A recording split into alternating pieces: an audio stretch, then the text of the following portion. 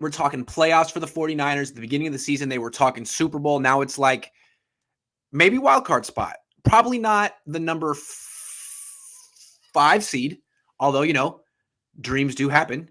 But it seems like they're competing for those last 2 spots along with 4 other teams. How do you see it? Feels like a 4-team race at this point. There are 4 likely teams that are vying for those last 2 wildcard spots. And, acknowledge anything can change. It could certainly change from week to week. Somebody who is riding high right now could fall off completely, right? Teams are capable of incredible losing streaks. We know this all too well this season. But it appears that the 4 teams in the best shape for the 6th and the 7th seed are as follows. You have the Saints, who are currently 1 game ahead of the 49ers, sitting in that 6th seed. You have the Panthers, who are a half game ahead right now.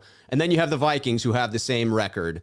And we play them in 2 weeks. Yeah. So, the debate is which of these 4 teams do you view to be the most talented? Which do you see to be the most consistent? Which do you think has the greatest chance of really competing for that spot, those 2 spots? Jeez.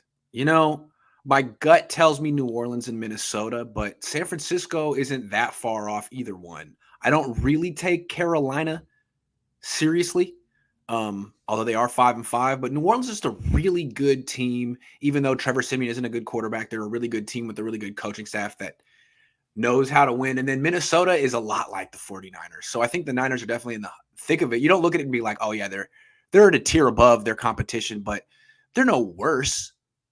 No, they're not. For New Orleans, for me, the toughest part of that is not having a consistent starting quarterback. To me, that the most important position within the team, most important position in the NFL, that you could compensate for that. They have an elite defense, no question about that.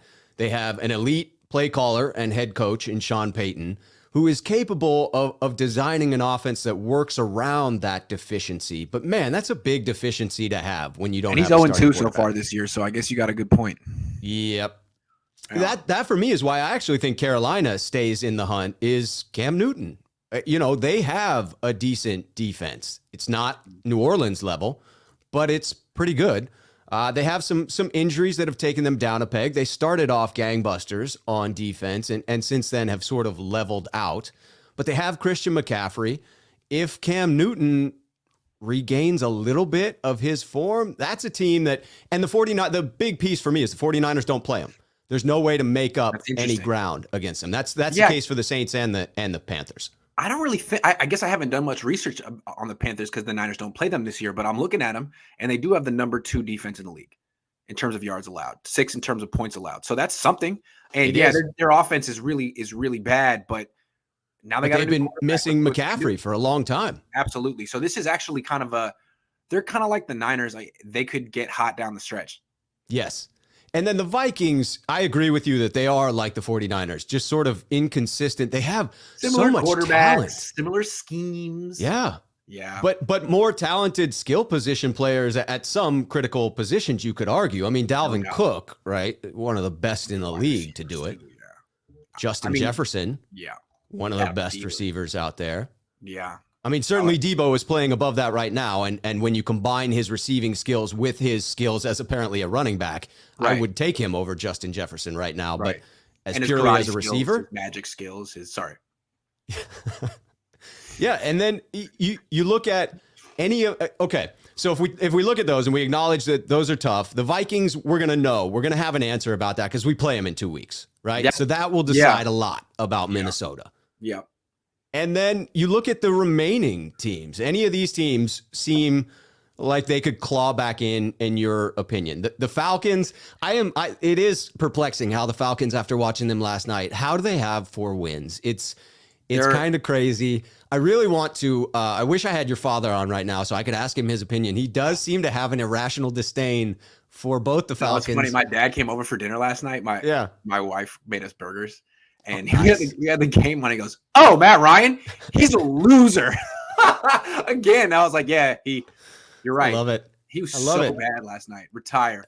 Well, I guess I used to think it was an irrational hatred of, not hatred, but an irrational disdain for Matt Ryan and the Falcons. After watching it last night, maybe it's a rational disdain for Matt I Ryan. got a team that's lurking, kind of like the Niners. Now the Niners beat this team, but they like the Niners. They've won 2 of their last 3. Philly, The Eagles. Philly. I like their quarterback. He's kind of like what I think Trey Lance would be, at least early on in his career. I like him a lot, Jalen Hurts, and that team is interesting. So they're 4-6. The Niners are 4-5. They're right there. It is interesting, and you would think he's going to continue to progress as the year goes by. I mean, let me look at his numbers real quick. Jalen Hurts, his former 2nd-round pick, his quarterback rating is 91. I mean, everyone's going gaga over Mac Jones and his 94 rating. This guy's got a 91.9 rating, and he runs. I mean, he's pretty good. He is. Good. Yeah. He scores me a lot of points in fantasy in Probably one of my making leagues. like $1 million this year. I mean, he's a good story. And the other team, hold on. Let's go. Okay, so there's a 4-team race, but let's look at it from like the everyone perspective of what the Niners' schedule is. Like, what games do they have to win? What games might they lose? So hold on, let me pull that up. Starting with this week, it seems like if the Niners lose this week, the path of the playoffs becomes real difficult. I think you kind of have to beat Jacksonville. Have to. So the Niners have these 3 games: Jacksonville, Atlanta, and Houston. I think those are must wins. Must wins. And so the other games are home against Minnesota, in Seattle, in Cincinnati, at Tennessee, on a and short at week. LA. So that's what, 5 games? Minnesota, Seattle, Cincinnati, Tennessee, LA. The Niners have to win what? 3 of those 5? Yeah, they can only drop 2 going forward. Okay, so they got to beat 3 of those 5. They can do it. It's doable. Definitely doable. It's doable. Yeah. The only other team that I see that could climb into that race is Seattle. I'm just hesitant to ever count out Russell Wilson. He's back. They don't look like a complete team, but they also strike me as the type of organization that can turn it on at some point. You know, the vibe they're giving me this year, at least, is kind of like that team where it feels like a lame duck year, in the sense that there might be big changes next year. Will the coach be there? Will the quarterback be there? And if those 2 won't be there, will anyone be there? I think it must be kind of weird in that locker room right now. Like, what is this team, and what's the vision for the future? Yeah. We suck right now. People are mad. So that's I don't really know where that team's going. That team looks real weak. And Chris Carson did just have season-ending neck surgery today. So that's not helpful. The only one, honestly, though, the only one that feels completely counted out is Detroit. Everyone else feels like they have some mathematical shot at the playoffs. Obviously, Detroit does not. But everybody have else a mathematical chance of the playoffs, but they're horrendously bad. Yeah. All right. They're trying for that 0-16-1 season, it would seem.